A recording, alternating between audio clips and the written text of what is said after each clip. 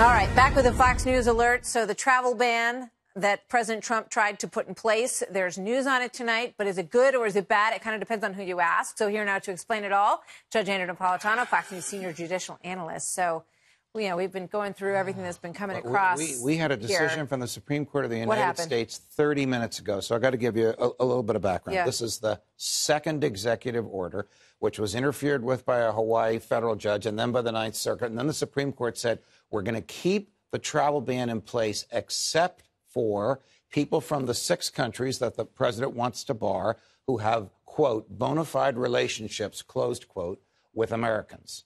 Justices Thomas, Alito, and Gorsuch said, wait a minute, guys, who are we to rewrite the president's executive order? And what does bona fide relationship mean? Well, the DHS interpreted bona fide relationship to mean that much, and a federal judge in Hawaii interpreted bona fide relationship to mean that much, and the Ninth Circuit increased it even more, and today the Supreme Court shrunk it down to that. Bottom line... Why do they keep ruling on it? I mean, why don't they just leave it alone until the Supreme Court in October, as you say, is going to decide whether or not it can be upheld, whether or not it's constitutional? Because there are people trying to come to the United States through Hawaii and the state of Washington, whose attorney generals have taken the lead in being adversaries against the Trump administration.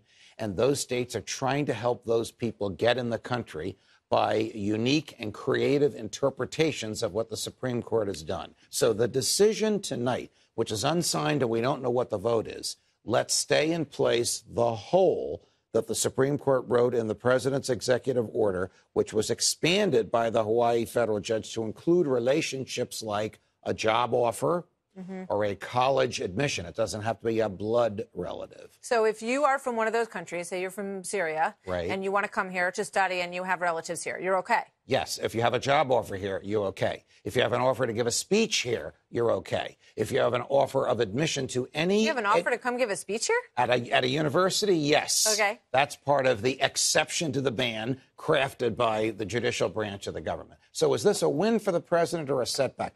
I think the president is being very patient here because he knows all of this is going to be before the Supreme Court on October 10th. And all this preliminary skirmishing will be just a footnote for history once the Supreme Court rules with certainty and with finality. In October, they're going to... Well, they're going to hear the argument in October. Yeah. We expect a ruling before Christmas. Very good. The ban will be nearly a year old at that point in time.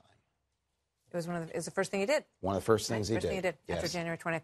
Thank you, Judge. You're welcome. Everyone understand that at home? All right, good. Stay tuned for more. Thank you, Judge.